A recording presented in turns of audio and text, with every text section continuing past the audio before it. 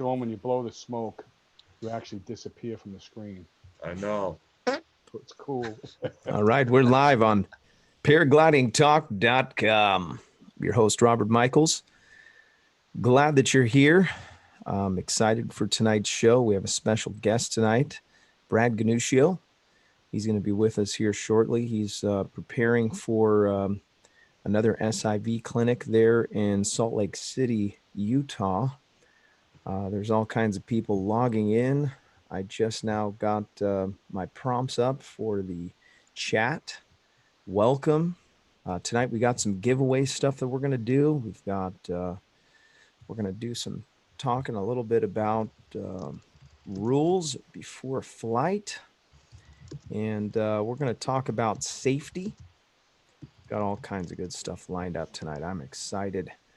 You're joined tonight by Larry from paraorangeproducts.com. If you're looking for some good para products, you know the right place to go, paraorangeproducts.com. Larry's got all kinds of good stuff, including some gear. Go and check out his website and say hi to him in the chat. He's watching with us. He's with us tonight. Sean's also moderating tonight.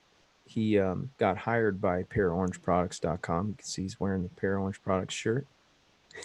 That's right. See, look at this. Look at this. Woo! Full-time employee.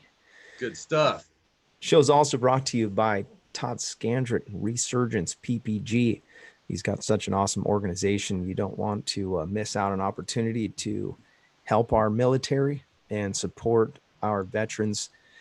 His organization actually helps guys that come back with PTSD, or maybe they're injured and they want to fly. And so his organization is a 501c3. If you want to support that, it's a tax deductible donation. So I want to encourage you to do that. Go check out resurgenceppg.com. Show is also brought to you by Mike Cotter and flymyppg.com. Those guys have a great school over there in Michigan. That's actually where I was born, and a great place. Go check out their website, flymyppg.com. All the links for all of these are in the description of this chat, by the way. Not in the chat, but in the description of the video. Show's also brought to you by ppgsmoke.com. Ryan Roberts has all kinds of great things that he's creating, and I don't know if he's done yet. He keeps telling me, okay, I'm making this one more thing, and then I'm done.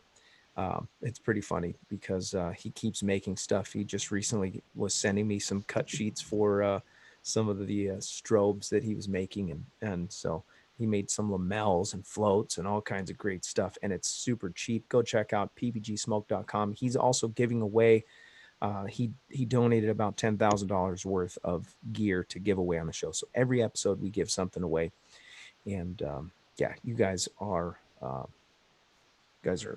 able to enter that by going to paraglidingtalk.com/contest, and then put your information in there, and then we select your winner every week.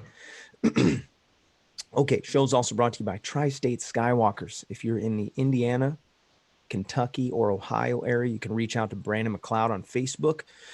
Tri-State Skywalkers aims to help people and the locals, obviously, with friendship and organization, but mainly to keep people flying safe. And it's a great thing to start a club if you're in an area where you got a group of people and you got new people coming in. There's some, people need to learn some things. The club is a great way to do that, and a great way to network people and let them know where the good flying is and how to stay safe. So reach out to Brandon McCloud. Show's brought to you by iFly Indiana Powered Paragliding. iFly Indiana Powered Paragliding is a great school. If you're interested in getting your wings, you can go there. Their website is iflyindiana.com, and Kevin and his team that run that organization are great people, and I love having them as a host or as a sponsor of the show. And so all the sponsors of the show, really appreciate you guys. And if you're watching tonight and you haven't gone to any of these websites, you should go check them out. One of those that doesn't have a website yet but has great potential is Josh Bowden and his group there in Nebraska PPG. There's a link in the description to get a hold of him through Facebook, but he's got a great school over there. and just a really cool place to fly. And I hope one day I'll get to fly out there and mess around with some of the fields there and kick some corn. But those are our sponsors. Really appreciate everybody that is logging in tonight. Make sure that if you're just watching and you haven't said anything in the chat, make sure that you say something, because a lot of times we give away stuff on the show based on who's talking in the chat. And I see Craig Taylor, welcome tonight. Paramotor Fly Girl, welcome. I'm just catching up here on people saying hi.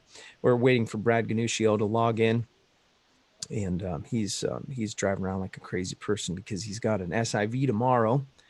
I did want to share just a little bit about my recent trip. We took a trip to the Red Rocks, Utah fly-in, and that was held in Richfield, Utah. And Stacy and his team put together this great event, and the Red Rocks fly-in was a great time, very organized, and just a huge group of really humble pilots. I was very organized. I was late to the game. I couldn't get off work in time to do the whole week, but I showed up there Friday for the tail end of it, and I got to meet Gavin McCloud, and I got to see some other friendly faces that I haven't met in person before, just some regular YouTube celebrities, and I thought that was pretty cool, pretty fun stuff. And I did get to fly. I got to learn some things. I had a kind of a weird event. Friday wasn't flyable, or I'm sorry, Saturday wasn't flyable. So we woke up in the morning and we decided we're just going to go and we're going to take our 4-wheel drive vehicles and drive to the top of one of the highest mountains that's over there. It's Monroe. It's 11,000. It's the highest paragliding launch in the United States, as far as I understand. And I just wanted to see it. I knew we couldn't fly. I was kind of teasing, but the winds were blowing at about 50 miles an hour, so there was no flying that day. But when I got up there, something started to happen inside my ear. And then by the time I got to the bottom, my ear had totally closed up, and then it started affecting my equilibrium and started making me extremely nauseous. And so right now I can't, I feel like my eyes are just kind of rolling all around, and my balance is really bad. I'm getting better, but it was bad enough that I ended up in the ER because I couldn't stop throwing up. And then turns out inner ear infection, and they gave me some stuff to try to combat it. I'm not sure if it's doing anything, but I'm not throwing up anymore, so that's important. And I kind of got stuck there for a little while, and we had a little event.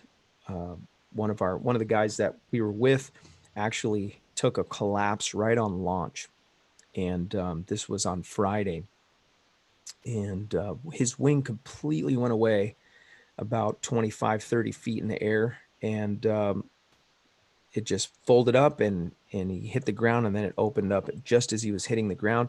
I think it may have just barely helped to not really completely waste Tony. And so he's good to go. He did have to go to the emergency room, but that meant that my flight was kind of cut short because I had to basically just launch and go straight to the LZ where our car was.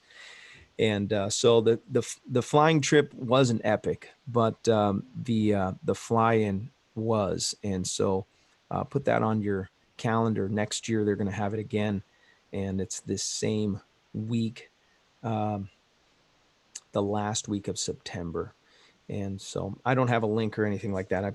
I was just kind of putting a shout out for that because it was such a well-organized thing. Each morning they would have a briefing at the hotel, and they would discuss all the things that were happening. And hey, look, Mark Amundsen is in the chat. So anyways, it was a great time. I really would have rather not have been in the emergency room, but wasn't flying related, at least my trip was. So me and Tony both ended up in the dang ER. So he's good. Just a minor back pain, and it was all muscle. Nothing permanent, and so he's good to go. I did want to talk a little bit about the 3 strike rules. What do you know about the 3 strike rules, Sean or Larry? 3 strikes and you're out. Talk about that. Well, you missed once. That's strike 1. You missed twice. That's strike 2. From what I understand, 3rd strike, you're out. Hey. That's it, and you're out of there. Yeah. So in paragliding, and I don't know how you guys put it together, and I'm not sure if you guys do it at all in paramotoring, but we have a 3 strike rule in free flight paragliding. For example, if you are flying new gear, that's an automatic strike. You don't know it, you're not comfortable with it, it's already something against you, right? Let's say you show up, you didn't bring your radio, you forgot to charge your variometer. You could say that's pretty close to a strike. And then let's say you botch a launch. That's 3 strikes.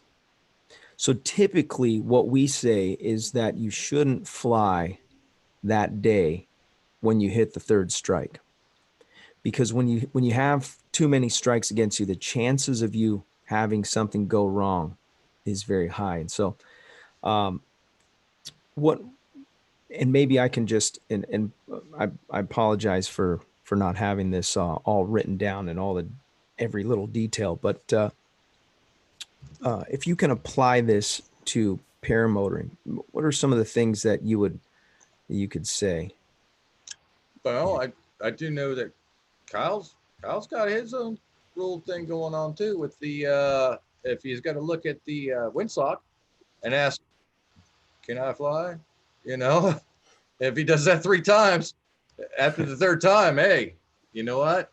Nope, it's a no-go, you know, and it works for him, you know. Yeah. Oh, Sean froze up on I us. lost Sean. Well, let me jump in there, please, Robert. You know, I look at a few things, and the first thing I look at, let's call it strike 1, is the weather. Before I even head out to the field, the night before, even a couple of days before, I'll start looking at the weather reports for whatever area I'm going to fly in. There's plenty of apps that we all use. The morning if I'm doing an early flight, when I get up at usually 4 o'clock, 4:30, I'll look at what the weather looks like. And if it's not looking good, I won't even make it to the field. But there are times when we do get to the field and it's fogged in. So a lot of times the fog will lift and make it flyable. But if the fog doesn't lift, or the winds kick up, then, you know, that's number 1. Number 2 is equipment. Always go over the equipment. And I'm in the state you just talked about right now. I've got new equipment that I've never flown before, brand new rig, brand new motor, brand new frame, did all my modifications to it. So when it's new equipment, you've got to do that extra, as I consider that extra pre-flight. And the 3rd thing I look at is, what frame of mind am I in? I always look at what frame of mind. Do I feel comfortable today? If I got something on my mind, am I doing this at the right time because the bag lady yelled at me the night before or whatever? But frame of mind to me means a lot. And if I'm not in the right frame of mind, I may just walk away. So I kind of, those are kind of the 3 things that I look at all the time. You know, the weather is probably one of the most important parts of what we do. We are definitely fair weather flyers. And I've seen people, and I've even done it myself a few times, and went up when it was a little bit too windy, a little bit too bumpy, and said, you know what, this is not fun, and just went back down and landed. I've twice got caught in fog where you kind of know your field, and you know that the fog is going to lift by a certain time. And one morning I went out and I said, oh, the fog's lifting, I can see the end of the runway. Went up and it came back in.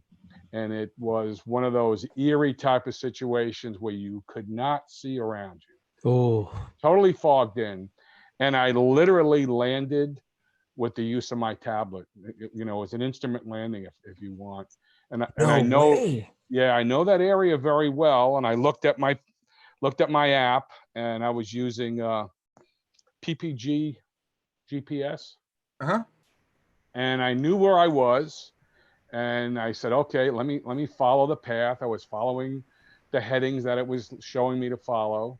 And I said, okay, I should be right over these trees. And I started to feel a little bumping, a little rotor from the trees. And sure enough, when there was a break, I saw the trees I was looking for.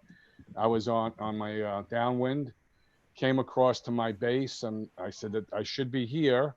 And sure enough, when I was finally able to see, I was on my final. And if I didn't have that app running, it would have been a lot worse. Landed and said, I'll never do that again. So my Oof. advice for flying in fog, don't do it. Don't do it. Even though I had the app and it worked well, sometimes those apps have a little lag in them. Um, don't fly in fog. Don't put yourself in that position. It was horrible. It was so eerie. I could hear 3 of my buddies flying. I didn't know where they were. I could hear them. Oh my gosh. Yeah, I got down, taxied over to my hangar, and said, "Going home." So Oh, that was one of those times where I should have taken the high road, and I didn't.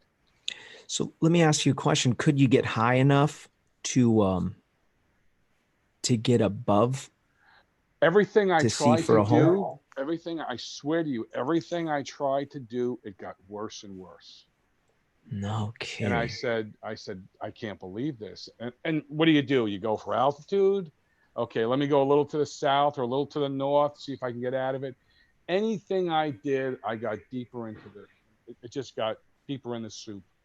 And I said, I Oh, got to go back in. It just wasn't smart. And it's funny, I landed, and probably a half hour later, skies were clear.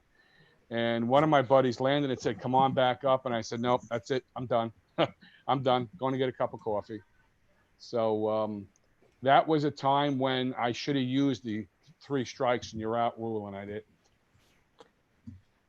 my So I word. suggest, and I was talking with the Rip Man. He got himself in a situation one time. I think he mentioned that on one of these broadcasts where he was in the same situation, and he didn't have any. I don't think he had any equipment to guide him any place, and it's an eerie feeling. I was Wait, pretty lucky. who was it? John Ripper. Oh yeah, John Yeah, Rittman. yeah, I John thought Ripman. it happened to Mark Amundsen. It did happen to Mark as well. Yeah, I think so. Even when I flew general aviation, I never liked getting caught in fog. It's just not fun. So you had to trust your instrument. That's very interesting because a lot of the instruments I feel like we're not only do I feel like we're kind of pretend pilots, but we we have kind of pretend instruments compared to what like I don't know if you agree. I agree, especially on that particular app. The altitude is usually lagging, Right. But when I finally got on the final, and I was coming in on runway, I was on runway 36, and on 36 at one end there's power lines. Oh, So I said, well, and I like to come in. I said, I'm going to come in. I want to touch down halfway on the runway. And I have to tell you, that thing put me right in line where I needed to be. I don't remember hmm. if the altitude was accurate, but as soon as I was starting to see a break in the clouds, I was right where I wanted to be. So the big guy upstairs was looking down on me. No doubt. And it did give me the right headings. It definitely gave me the right headings. So my thing with trusting instruments is I don't use them a whole lot. Like most of what I'm doing is all, peripheral vision, my sounds, what I'm feeling from the wind, just looking around, obviously. But when I have to trust my instrument, my variometer, it's pretty old. It's supposed to give me wind direction, but I can't count on it. When I know the direction is a different direction, I can feel it and it'll tell me something a little bit different. And I always think to myself, boy, if I'm ever in a situation like I have a little globe compass, little ball, and I don't keep it out on my instrument panel unless I know there's potential for going in the white room. But I can always just unzip the front of my instrument panel and pull that bad boy out and just stick it on my deck. Because I just can't count on my I have the my same tool. thing on my new quad, and I had it on my old quad. I have one mounted right to the frame, and it's the same thing. It's there. It's analog. It tells me where I'm going. If anything else, and it's very easy if you're flying in around foggy condition that you can get closed in too, to where you can't. oh yeah. One of the things years ago when I got into general aviation, one of the things you're taught when you go to flight school, when you start flying, to learn instruments, they make you wear a hood and put this thing on your head where you cannot see anything but the instrument panel. And what happens when you first start to learn how to fly an instrument, you don't believe the instruments, and that's where people get themselves in a lot of trouble. You believe your instincts. Sometimes you think you're climbing or you're diving and you're climbing. Ooh. People put themselves in stalls, and it's a great exercise where you can't see anything but under the that hood. instrument panel. And it takes practice. It takes getting used to. It was invaluable for me. And they even do that where I went to school, and I went to school in New York and Long Island at Islip Airport or MacArthur Airport, is where I learned how to fly general aviation. Before they put you in the simulator, they made you go under the hood, and it was great experience.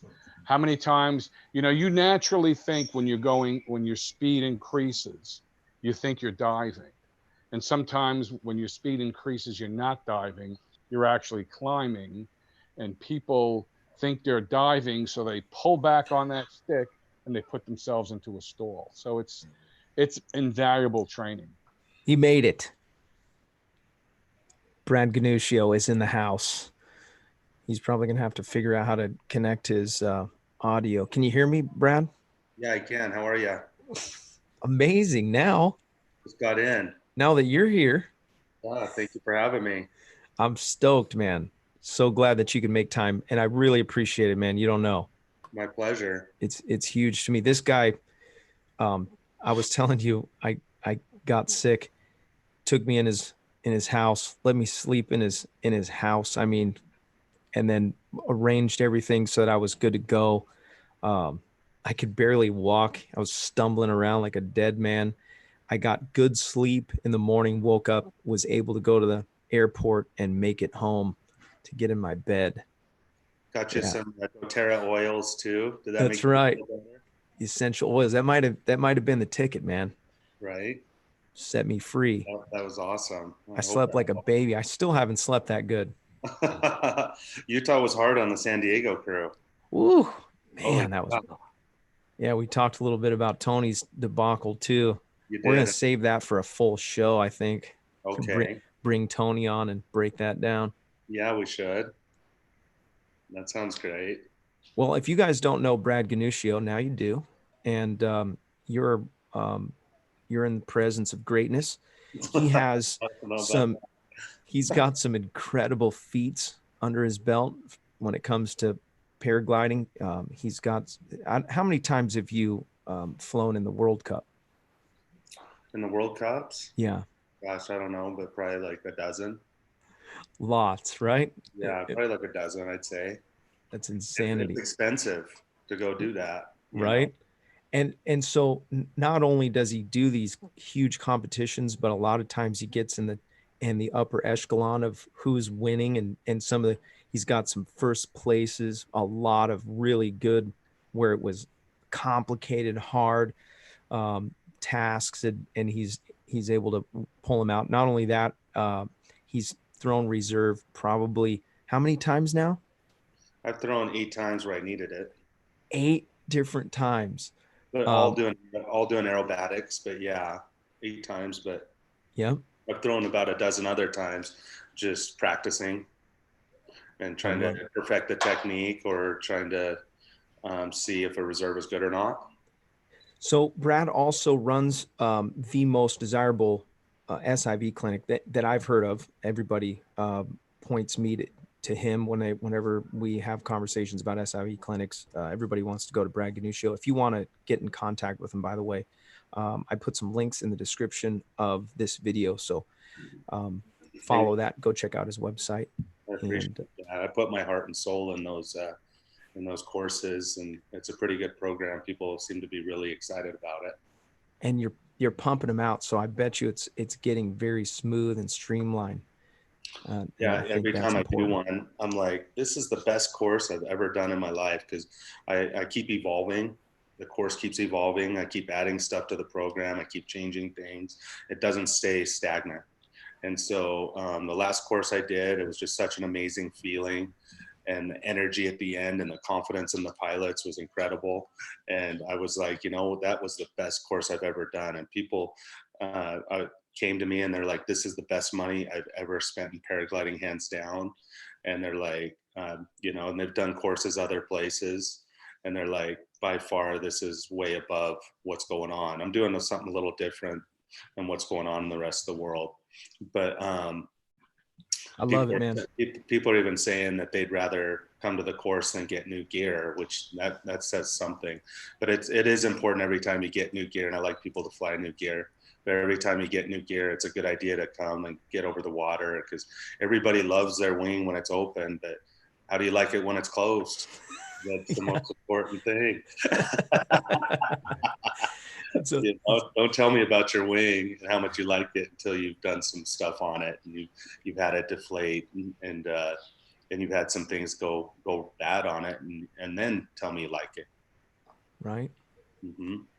So I've got we were just discussing the 3-strike rule for free flight paragliding, and we were talking a little bit about before you even leave the ground type of stuff. And I wanted to kind of leave this open. I know you've got an SIV tomorrow, and I know you don't have a whole lot of time. So I want to give you the platform for discussion. But those were the two things that we were talking about. And what would you say is one of the most critical things for you before you decide you're going to fly? I don't care if it's competition or if it's just looking out your back window. By the way, he has a launch literally right on his back porch, and he may be the first person to have a landing pad for paragliding on his roof. Just letting you know. Well, yeah, it's going to be on a deck. I'm actually making a para landing pad. It's going to have a big circle and a P on it. It's going to be pretty cool. Then hopefully I'm going to be able to launch and land from it and never even have to leave the house, Yeah. But for me, the most important thing before I fly is just my mental state, my mentality. I always tell people, if you're in a bad mood, or you're not focused on the now, then don't fly. It's so important that you're in the moment and you're really not rushing anything, and you're patient with it, and you're taking everything into consideration. If your mind is somewhere else, then you don't want to fly. If you're having a fight with the significant other, or something's going on at work, or just, something really is affecting you, it's not a good time to fly. And I would, at that time, I would say, hey, I would recommend go build karma points and drive for everybody. You're not going to, no good is going to come out of the flight at that point. You just want to, so really just assessing where you're at mentally before you go. Love it. What can guys expect from an SIV if they show up for your clinic and get signed up? What they can expect is we're going to go through their gear thoroughly. We're going to check their harness. I call it a fitting. It's amazing what a few adjustments here and there on your harness can do and change your flying, and how your wing flies, and how you communicate with the wing. So we check the harness, and then as well, we want you to deploy the reserve for us and prove that you can get it out of the harness. Not enough people are doing that, and it's amazing. I'll have people here, and we're just in my kitchen, and I got them hoisted up in the winch and sitting there shaking them, and they can't get it out, and it'll be minutes. And I'll be like, you're falling out of the sky. You have to get this out, get it out. And I just keep shaking them. And I've had people that it can't come out. It won't come out. And so not enough people do that. A lot of times it's you know, the Velcro gets really old. We got to keep that Velcro fresh on all our harnesses and pull those handles off and just keep it nice and fresh. It can just get old and kind of matted up and stuck on there. A lot of times it's someone just, if you rotate your reserve 90 degrees, that can be the reason why it doesn't come out either. It can make it not come out. So you need to make sure your reserve is in there the correct way as well. And so I just don't think enough people practice that. And it's something that you as friends in clubs, they should get everyone and, once or twice a year, get everyone and pull those reserves out. You need to be checking, making sure that thing will come out easily. And so then we're checking the connections for that reserve all the way up to the shoulder straps. I've had a few people where the Gavin McCloud thing, even a legend like that, had it happen to him where he threw his reserve and it wasn't connected on the shoulders. And I've found a bunch of people with that. No way. Yeah, a handful of people where it's not connected at the shoulder. So you throw your reserve and it's like, hi, reserve, I love you. I'm like, take good care of your reserve, get to know your reserve, because when you go to use it, it's going to be your best friend in the world. And you're like, I love you. Mwah, go. And then you throw it and then it goes flying away. And you're like, where'd it go? No. You got to have that. I've found malleons that are not connected, and that have, those things can come undone, just kind of the movement in the harness as well. And so those need to be checked periodically. And I tape them. I just do a quick tape job, electric tape around the malleons to make sure they're connected. And that's another thing, folks, is I used to just do where you connect without a malleon, connect your reserve right to the harness with the girth hitch right through itself. And I used to do that and think that was fine until last year we had someone throw and it did melt the bridle. And It was fine. He was fine and came down, the reserve worked and everything, but definitely he needed to get a new bridle. And I was like, that wasn't that gnarly. And it melted it. So I do recommend not going material on material and having a malleon in between your reserve and your Interesting. arm. Never heard of that. So it started to melt through, huh? Yeah, because you got to imagine a shock loading on material. It can just pinch it and if it goes really fast, and it did melt his. Wow. And so you want to check those things. I've just seen all sorts of crazy things too with reserves, where reserves sit there and hang the reserve, and the reserve would never come out of the bag. It would have never worked anyways. And so I've lost faith in people's reserves. So I like to check them out. That's a great idea. And have them deploy them for me. On the other end, I've lost so much faith, and I can't take the time to repack everybody's reserves. And so I've lost so much faith in people's reserves that it's mandatory that they fly with one of mine. So I throw an extra one of mine on there that I know is good and is going to work, just in case. So you will be flying with two. And then you can plan on us going through the maneuvers that we're going to do and explaining why we're doing them. And real importantly, that people forget to talk about is how to stop them.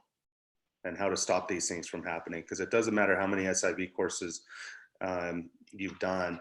If you're taking a bunch of deflations and you're losing your wing all the time, you're not going to fly with confidence. Right. And so I want you guys to be able to stop the wing. So we fly with the rule: if you take a deflation, you've made a mistake.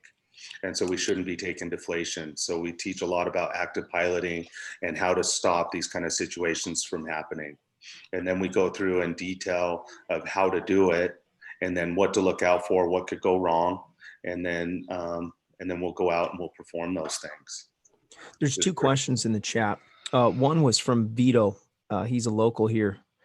He asked, how do you recommend to throw a reserve in an auto rotation? He says it seems to always go into the wing.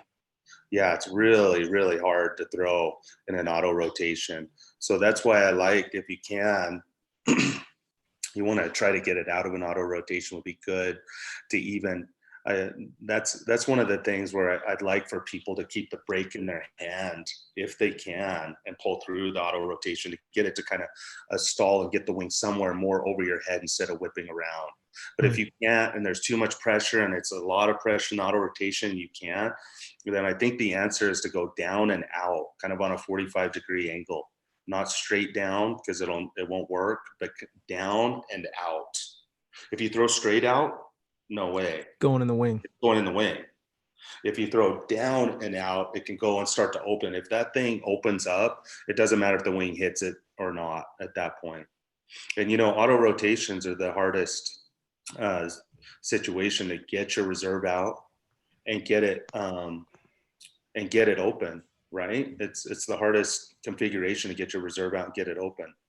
And that's the case when you do auto rotation, that's where you really love having two, because you throw the first one, and if it goes in the wing, you're very careful on the second one where you throw it, it's your last one. I'm gonna be very careful. Yeah. And that's where even both brakes in one hand and pull really hard is good too, to kind of break the wing. Even if you stall the wing, it gets over your head. Right. And it's amazing. And what's crazy is, what is the most common reason why people on paragliding throw their reserve? Is because of a cravat and auto rotation. And that's the hardest one, and so many pilots are flying with just one because of a weight thing, and right. I don't recommend that. I always recommend flying with two. Flying with two reserves. Mm-hmm. Yeah. Wow. Oh yeah. Cross country, I fly with two. Aerobatics, I fly with two, just in case of that kind of situation. Because I've had it, once I had, my wing. What happened is I just had a cravat and I could fly straight, and I was just flying on a straight heading with this. It was a left cravat, and so I'm flying with the right brake, and I could keep it flying straight, but I kept trying to get the cravat out, and I was teaching myself to infinite tumble. I just crawled out of my wing, for God's sake, right? So I was happy to be flying on a heading with the cravat straight. Did I tell you this story? No. Okay, so, and I'm flying back to the shore, and I'm like, I'm not going to make the shore anyways. So I'm just going to throw my reserve. I'm going to get wet anyways. Let's throw it. So the only thing keeping me on the heading and under control was that right brake and my weight shift. When I dropped the brake to go for my reserve. Oh no. Yeah. And I threw my reserve, and it just went and it just spun around. Oh. And I waited for it to pass. I knew I was in danger of it hitting. I waited for it to pass. It passed, and I threw my reserve straight out. Still not quick enough. My wing, or my reserve, just went into the wing, like through all the lines into there. And I'm like, oh my God. And I didn't have a second reserve. And I did have a second reserve. It was down on the beach, not doing me any good sitting on the beach. Holy shit. And I'm just like thinking in that moment, like, I really would love that reserve right now. And so then I'm like, okay, that reserve is done. I got to go back to my wing. I go back to my wing, and my wing is so knotted up. It's like a rope up to the wing. Oh. West. And so then I'm like holding on to that. So then I'm back to the reserve. Okay, back to the reserve. Nothing we can do there. So I'm back to the reserve, and I'm sitting there trying to pull it out of the lines. And I'm sitting there trying to, in the meantime, I'm in a whole nose down spiral on an 18-meter wing, and with very aggressive G-force, U-turn G-force, very aggressive fast wing. And I'm sitting there trying to cut it, and I'm almost getting it. And I'm like, oh man, here comes the water. And I was like, and I just held on. And I think the only reason, because you could totally kill yourself even on water going that fast, right? Oh yeah. I kind of turned it and hit feet first and went in. There's no way on the ground I would have lived, for sure. And I got a concussion from it. Wow. And I really, when these kind of things happen, like, I take some steps back, and I really had to do some decompressing from it. And what happened, and really the big thing that I got from it is, when you go to throw your reserve, you cannot give up. You cannot give up your control of your wing. You cannot just let it go. We have to stay in touch with the wing, even at risk of stalling the glider. you know, whatever. I'd rather have the wing above in a stall than around whipping around the pilot. You know what I mean? And so that's why I like people to take the brake with them when they throw, or put both brakes in a hand and pull. And even if the wing is whipping around you and you can't stall it or anything, you're still slowing it down by that brake input, which is giving you more of a chance to get the reserve out. So we've got hundreds, potentially, maybe more, of paramotor pilots that watch the show. We've actually, one of our own went through your SIV course, and he was so ecstatic. Brandon McCloud, and Great. he came back a different man. One of the questions was the SIV's focus. Is any of it, and this is for his question, do any of the SIVs focus on PPG, using a flotation with a motor or simulated motor and a water landing? That was his question. Yeah. And so I'm trying to get the powered guys to come out. I think it's crazy that they're flying around with no reserves. And so I'm trying to get them to come out. So I've had a lot of powered guys this year. I had a whole course where it was all powered paragliding guys. And so they come out, and I have a paragliding school. So I have lots of extra reserves and harnesses and stuff like that. So I get them set up in a free flight harness, and I will admit I'm guilty of trying to switch them to the dark side a little bit on the way. Not totally switch over, but just another option to get you in the air, because you still learn stuff. I love flying with the motor, and I love free flying. They're both really fun. Why not do them both? You know what I mean? Absolutely. They come out and they fly their motor wings, and we tow them up on their motor wings without the motor and have them do all the maneuvers. Okay. I have had people bring out the motors, and we just had a guy at the last course, and I said, okay, we got the flotation for his motor. We were all ready for it, and we were going to have him just do the stuff on his motor. But it's like, I want you dialed without the motor first, because it is trickier, more complicated with the motor. So let's get dialed with just a free flight harness, and then we will transition to the motor at the end. It got to where he was having so much fun and progressing so far that he never jumped on the motor. He just kept going on the free flight. And that's usually kind of what happens. But we do, in our ground school, we do go over all the water landings and all that kind of stuff. And people got to realize, the only reason it's safe to go in the water in SIV course is because you have a safety boat there, and you have all your flotation, and it's still calm water. We don't go on moving water with currents and do SIV courses. And so people got to know one of the most dangerous things with a paraglider is water landings. And so I'm always like, hey, if you're coming into land and you have a river there, and you have to stick a landing, and it's river rocks, you've got to go for the rocks. Even if you break your legs, at least you can breathe through the whole thing. You cannot land in the river. As a matter of fact, you can't even land by a river, because people have landed and their wingtip falls in. And it's amazing how quickly the current grabs your wing, fills it up, and it can suck people in. I've seen that happen too. And same with, we keep having these drownings, right? It's just crazy. And a lot of times it's people landing in the surf too. We cannot land in the surf. And generally it's people are ridge soaring these cliffs, and they're not realizing that the tide is moving in, and they're losing their landing zone. Right. And so then they're flying with, sorry, SIV people showing up. No problem, man. Hey, Sky, shut the door, okay? What's up, Sky? Sky, yeah, I want to get Sky on the show too. He needs to talk about his stuff. And so, we just have to be really careful of the water. Oh, yeah, and so you're ridge soaring with a cliff, and then you lose the landing zone, and that's a lot of pressure to put on yourself, that you have to maintain and be efficient and stay up, and, and your life depends on it. Yeah. Type of thing. Like, no way. We got to be careful about that. I got sucked in just watching some dolphins not too long ago, and I looked at where I was, and I looked at the shore, and I went, oh man, I better pay attention what I'm doing. Yeah. Right. To the point when I go to Hawaii, I love flying in Hawaii, great place. I take my life jacket with me, every time. And I feel Oh, like that's I'm going to go, if say, you know, I'm going to go out there and crazy stuff has happened. It even happened to Horatio Lawrence, you know, world champion acro pilot, where he got sucked up in a cloud, lost in the cloud. When he came out, he was way out in the ocean. He landed way out in the ocean, and he just had to float out there, and he, you know, and no life jacket, whatever, and just floated out there, and then, you know, waved down a boat or something. Wow. That's crazy. And so that brings us back to, so life jackets when you're flying over water, like if I go to Florida and go towing again, which I hope to do one day, I'll take my life jacket because we're crossing over all these huge sections of lakes and stuff like that. But that brings us back to spot locator beacons. You know, you should have some kind of GPS beacon.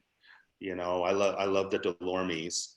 And I just think that people should not be flying even at these local sites without their spot locator beacons, because what if you get blown away in a gust front or something like this? It's just nice to know, and it's peace of mind for your family. right. And they've gotten so cheap. I think it's like you buy a wing, a helmet, a harness, a reserve, and a GPS beacon, you know. That's a great, man. That is such a, I didn't think about that. Torrey Pines, your phone doesn't work when you go over the cliff. There's a place where I like to go and take a picture after we fly every once in a while. And if you walk down there, and this just happened with a speed pilot, he botched his launch and he landed about 20. I think I told you when I was there, he landed about 20 feet down off the cliff, and his phone didn't work just to the grass where his girlfriend was. Wow. And so had he, and you couldn't see him, and then what are you going to do? You're going to wait for somebody that saw you hike all the way down to the beach and try to locate where you're at? Yeah. That's a great point. I'm going to mention that next time we're at Torrey. We got to get them, and they've gotten so cheap, you know. Yeah. And it's just nice that you get your 4 messages or whatever, like, hey, I landed great, I'm good. Yep. Hey, you know, I landed great, but I need some retrieve if I could. Hey, I didn't land so good, I need some help, but you know, don't call emergency services. And then you have, hey, bring in the Marines. Yeah. That's right. You have all your messages. It's just nice. And the thing is, you got to have tracking on them too, because people crash, and you got to have it to where you can get to it in a crash. Yeah. You also just have to have tracking. What if you're unconscious? Right. It's just nice for people to be able to go and look, okay, this pilot's in this spot, let's get there. Yeah. Time is of the essence in those kind of situations, you know. Yeah. I'm guilty. I've launched where I said, I'm just going to sight fly, and if I crash, somebody's going to see me. But you know what? 90% of the time for me, in my skill set, I'm not paying attention to everybody, where everybody's at all the time. And if somebody goes and lands, sometimes I'm flying for a half an hour. I'm like, oh yeah, what's his name? Right. And so I like my course, it's sivclinic.com, because everyone kind of knows the acronym SIV, but I don't like that term. It's a safety course is what I like to call it. Yeah. It's a full-on safety course. And so we work on all aspects of our flying and trying to perfect it, you know, from our launching to the flying to our landing, all the way through, and every aspect in between, and just trying to better how we do it and our technique that we use, you know. Yeah, technique is critical. Technique is critical, you know. And that's the goal, is that we just think of things, you know, when I'm flying, I'm like, okay, what's trying to hurt me now, you know. It's like the second you get complacent in flying, that's when you get hurt. So it's like, never get complacent, always be focused on, you know, looking around, head on a swivel, what, you know, because everything's changing all the time. Your winds are changing, the weather's changing. It is so crazy. Sometimes in these competitions, you'll be so focused on what the lead gaggle's doing, what these gaggles are doing, that you don't take time to look around. When you finally look around, you're like, oh my God, there's a huge Q Nimbus right there. Right. Like gust front. Like yeah, things like this, you know. Right. You just don't want to, you know, like you looking at dolphins, things like that. You could have easily not made it back. So it's like, don't get complacent while flying. That's a huge tip. One of the reasons why people don't like to sign up for SIVs is that it's hard on the gear. And if you're going in the water with your gear, your reserve, all your stuff, maybe talk about how you can bring that stuff back to life, and how, I mean, in the grand scheme of things, Is that Okay. even a deal? No, the people are so worried. I have wings that have been in the water like 30 times and the wing flies just fine. When you're doing acro competitions like I used to do in the day, you're supposed to land on a little raft, and like I landed on like once. Every other time into the water, and then repack into reserves. It's not as hard on the gear as people think it is. Your wing is made out of sailboat material and your lines are made out of fishing line. It's all made to go in the water. It's only, you do not want to kite it when it's wet. You will stretch your lines at that point. So we just dry them, air dry them, and then we put them on a jig, and you put 5 kilograms of pole on them and just stretch them, because your lines can shrink and they're good to go. But to be honest, it's very rare that somebody goes in the water at one of my courses, because we're really good and methodical and we don't push things. And I don't like an element where people are out of control. So I don't like them getting out of control. That's not the goal. And so it's very rare that they go in. It'll be like it'll be 8 courses and one will go in. And usually the guy that goes in is an advanced guy doing aerobatics. Okay. But at the end of the course, I do offer for pilots, I want them to check their reserve. I want to see, especially if it's a questionable reserve, I want to see how fast they come down. I want to see how big of a splash they make, because that tells me a lot. And I don't even say anything. I just ask them, how do you like your reserve? I'm not here to judge it. You had a better perspective than me. You were coming down under it. What do you think? Tell me, And so I like people to do that. And to the point, it's so important that I supply a water wing for the last round for them to go do it. So I will supply the wing so they don't even have to get their wing wet. Nice. And so they can go up, and the only thing that gets wet is their harness and their wing. And I think that, or I'm sorry, their harness and their reserve. Yeah. And my wing gets wet. And so that's been a big lifesaver. And that's why I always tell my friends, hey, if you have any old wings sitting in the closet you're not using, donate it to the cause, because this is a life-saving thing. And it's hard for me to keep these water wings going. Yeah. Yeah. And then they don't have to worry the whole mess with their wing and stuff. It's all on my water wing. And then we get to see. And like the last course we just did last weekend, only 2 guys decided to do it. And we got to see what a good reserve looks like and how he gently got set down in the water. And then the next guy, he came down with such a splash, hit so hard, the slap from the shore was incredible. And like, hey, how did you feel? How do you like my reserve? Man, I would have broken every bone in my body. Like, okay. And usually a sure sign too, it's their splash. And then when they hit, if they totally submerge underwater and then come up, like imagine if that was the ground. No, they'd be a pancake. Yeah. So there are reserves out there, folks, that are like that people have. And I don't believe any company now, even my favorite companies, I don't trust them. They totally, some of them I'm like, did they throw this reserve? You look at the rate of descent and all this stuff, all their numbers they put up there. I'm like, did you throw this reserve in a thermal or something? There is no way that you're getting that descent rate with this reserve. And so there are reserves like that. So and I know people are just selling what they can get and stuff like that. And people are like, buy this reserve. I urge people to, when someone goes to sell you a reserve, be like, do you really know this reserve? Have you ever thrown a reserve? Have you seen it in action? Because these are the reserves we want to get, the ones that are, that we give the thumbs up on, that we've seen in action, that don't oscillate. Okay. And they're not coming down hard and fast. I don't like hard and fast reserves. We spend a lot of time thinking about our wing and what we're going to be flying for the majority of our time. But when we need the reserve, I think it's just as important. Like Tony Boyer just bought a Beamer, and he was telling me that there's a bunch of videos of guys landing on their feet with the Beamer. I love the Beamer. Beamer's a great one, but it's a complicated one, and I don't want newer pilots to get it. I'd rather them just get a good square, and save the Beamer for their second one when they get a second one, because there is more stuff going on, and it's just a little more complicated. I can't tell you how many Beamers show up and they're hooked in backwards, or brake toggles are totally open. So they're going to throw their reserve and their Beamer's going to totally open up into a dive, or just one brake unstowed. I mean, there's a lot more of the pre-flight check on them. They're more complicated. So we shouldn't be getting P2 pilots on, and maybe not even P3s. I'd say advanced P3, then we can think about Beamers. Interesting. Yeah. That's very good. And Tony can handle it. He's been flying Yep. a while, and he's a go-getter. Yep. It's a good one for Tony. But I want Tony to come out and huck it so we can watch him throw it. And he doesn't have to do a course, and nobody does. Once again, if anyone wants to check out their reserve, you do not have to pay for a course. You can come out at any one of my courses, and we'll tow you up 600-700 feet and let you throw, so we can check it out under one of my wings, free of charge. Just because I like it. Everybody learns something when a reserve gets thrown, and we get to see it. So we pause everything and we'll let people huck them so that they can see that they work, and we can check it out. That's great, man.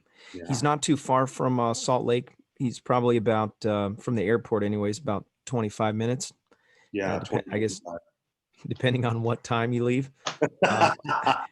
How far away is your clinic? 20 minutes. It's okay. basically 20 minutes outside Salt Lake is where we're going. Can really I tell? close. Can I tell everyone about the beds? The beds. Yeah, underneath your house. Oh yeah. So he has an incredible place for you to stay if you do go and you do the SIV. He's got how many rooms down there? 3 bedrooms. So 3 bedrooms, 2 bath. Every room is like your own room. Airbnb, obviously, but it is nice, man. And the view out the window is the whole city. It's Salt Lake City. You got your own spa on the back porch. So after your day of it seems like the dream for an SIV. Well, it's nice while you're waiting to fly. I go wait in the hot tub, wait for conditions while everyone's sitting over there and sitting in the sun or whatever. I'll just sit in the hot tub, wait. Oh, it's getting good. Then get out and go fly, and then barbecue, and then jump in again. But it has its own private hot tub. But the most important thing, it has its own private launch. Yeah, that's incredible. Cool. So come and stay with me. You can contact me. So there's links in the description. There's 2 different ways that you can get a hold of him. There's one with the website, and then the Facebook. He'll answer to both. And I really want to encourage you, if anything, at least reach out to him and ask him some questions. And the whole reason for the show, and I didn't want to cut anything out. I didn't want to stop and do anything else other than have you talk, because you have such a wealth.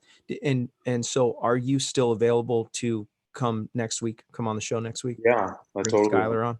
Okay, yeah. Excellent. There's tons of people here in the chat are just they're going crazy. And so more questions. Yeah, no, not with questions, but with just they have this little thing that they say, if the guest is good enough, then they approve overtime.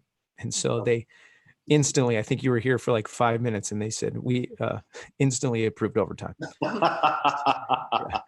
Thank you. Appreciate it.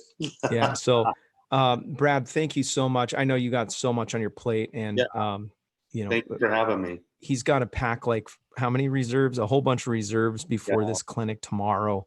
And he's 3 reserves. And get ready and just Now, do you teach how to pack the reserves after they've thrown it or whatnot? No, I don't anymore.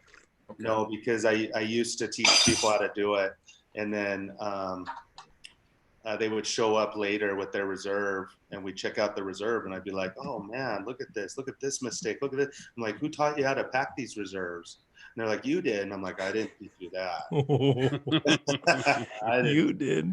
You taught yourself that, or you forgot. And so I feel like I don't like reserve repack clinics, because you got to stay current. There's so many little steps, that you got to do that I don't dig it. And so I just don't show anyone anymore. I don't even like people watching, because then they think they can go do it. And some people go, so funny, oh, I seen this on YouTube, and the funny things that they have on their repacks. I'm just wrong video. Wrong. You do not want that question in the back of your head. So on YouTube, it must be real. Time is of the essence. That means you are out of control, and they're called, they call them second chances. So this is your second chance. Right. Not crashing and living. And so you don't want to have a question in the back of your head, because if you do and you're like, oh, I packed it and I'm not sure about this or that or whatever, what are you going to try to do? You're going to try to fix your wing till it's too late. It's no good. We need something. I'm always like, we want to reserve. When you go to pull that handle, when you think about it, you grab and pull and it's like it's greased in pig fat. That thing just comes out and goes flying out there. No questions asked. Yeah. And then we have confidence in it. Yeah. So we want you to have confidence in it. So no, I don't teach that. Brad, do you have a company that you can refer people to that does a good repacking? Oh yeah. I do love Cloud9. Oh, okay. Yeah, no. Justin at Cloud9 is really good at repacking. Okay. And Yeah. what do you suggest when they should be repacked? Is it every year? You know, they say every 6 months, but it depends on your climate. And I've seen slow ones. If you're in a really humid climate and flying the beach and stuff like that, I do recommend every 6 months. I really do. Any chance that there's any moisture in there, because the moisture doesn't hurt it. It's when the moisture dries. You know, and so when it dries, it gets sticky in these and slow openings. I've seen reserves come out in streamer, and the ones that do that really slow are usually people from a humid climate, you know. And so if you're not like in Utah where it's so dry here, and I take really good care of my stuff, and don't leave your kits sitting there cooking in your hot car and getting hot and in the sun, because then they'll sweat and then they'll stick. So it depends on what you're doing with your gear. And so I don't leave mine in a hot car. I don't leave it in the sun. I'm really careful with it. I have a dry climate. And so I go once a year with mine. Nice. Well, I'm in a very humid climate, so yeah. good advice. Yeah, I would probably do it every 6 months. And then Justin's really good. And so you can send it to him and then they'll just ship it back to you. You know, they're really good. Good information. I appreciate it. Of course. Thank you again. Yeah, my pleasure. Brad, you are the man.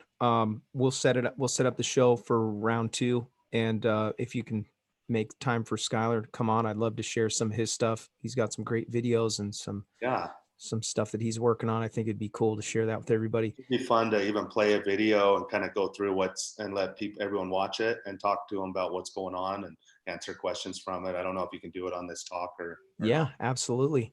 And let me know if you maybe when you not on the air, but at some point, if you want to play with this program, there's all kinds of neat stuff. You can screen share, you can video share, and there's all kinds of stuff we can do. We do have a giveaway. Speaking of which, screen shares, should I get the wheel out, Robert? We've got to, we actually have to give away the PPG smoke. This is the big prize because we're at 7:00 and people have to go to bed.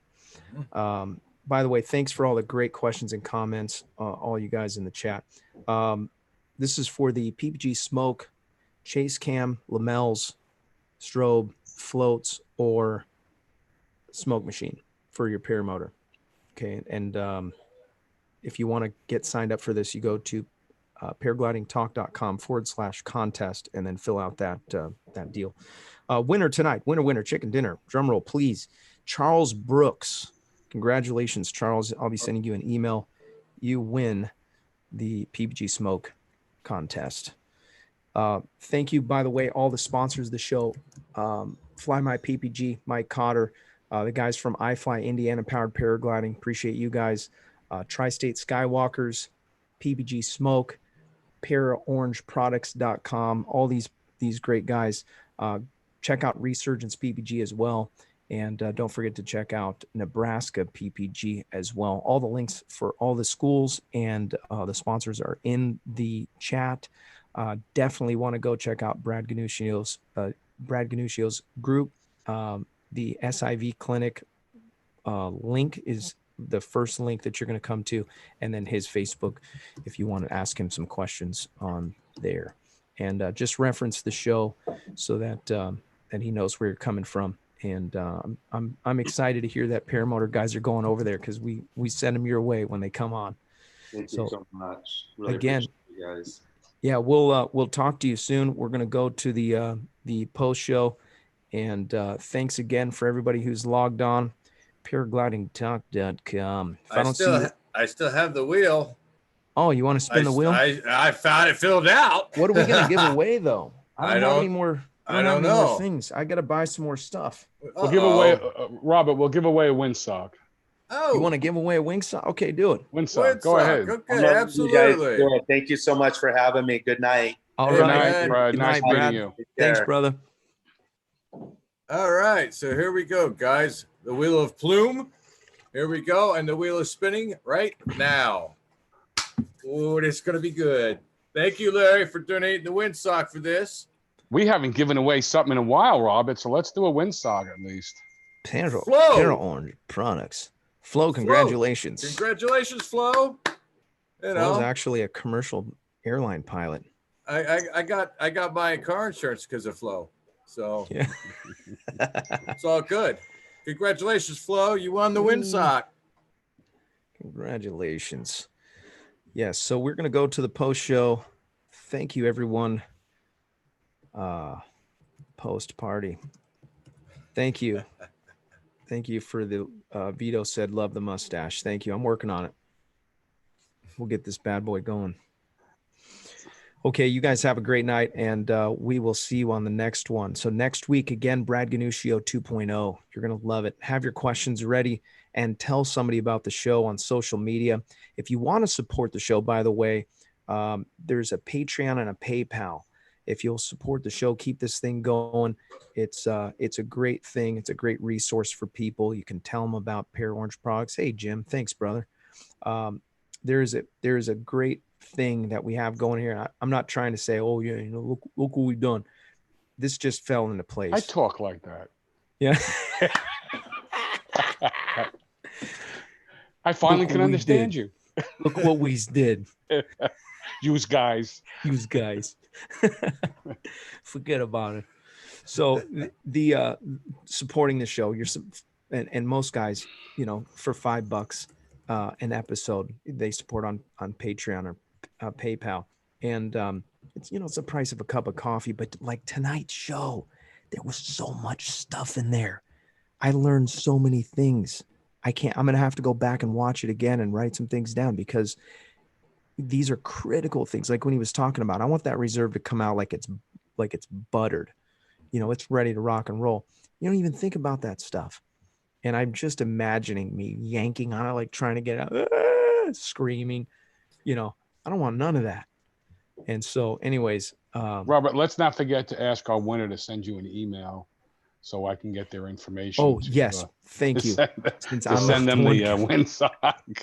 Yes. So Flo, congratulations, by the way, for winning.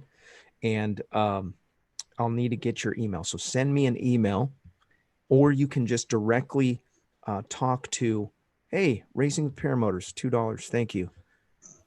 You can reach out to Larry at paraorangeproducts.com. His email is actually Larry at paraorangeproducts.com. Easy enough, right? So yeah, send that. I don't see. On that vein, Robert, about supporting our, and I'm going to go talk about Resurgence for a second. Yeah. We try to support them in every which way we can. Todd just does some great things for so many people. And I've had the pleasure to speak with some of these people, meet them. Sunday night, I will be a guest on Our Paranation. Nice. Sean was a guest last week, but we're going to be doing an auction of something Sunday night. And all the proceeds will go to Resurgence. So very cool. Lined up. So Sunday night, 8:00 Eastern. Gorilla will be interviewing me. It's going to be a lot of fun. I hope I can fill the shoes of Sean from last week. Don't forget to join us Sunday night, huh? Shouldn't have a problem. Not a problem, baby. We got some cool stuff lined up. Gorilla's always a lot of fun. Yeah, it'll be awesome. I look forward to seeing it. I sent out a couple extra invites for the after show. So if you're in the chat and you're wanting to jump on, we'll be chatting for just a few minutes afterwards. So we'll catch you on the next one. Thank you guys, and we'll talk to you soon. Paraglidingtalk.com.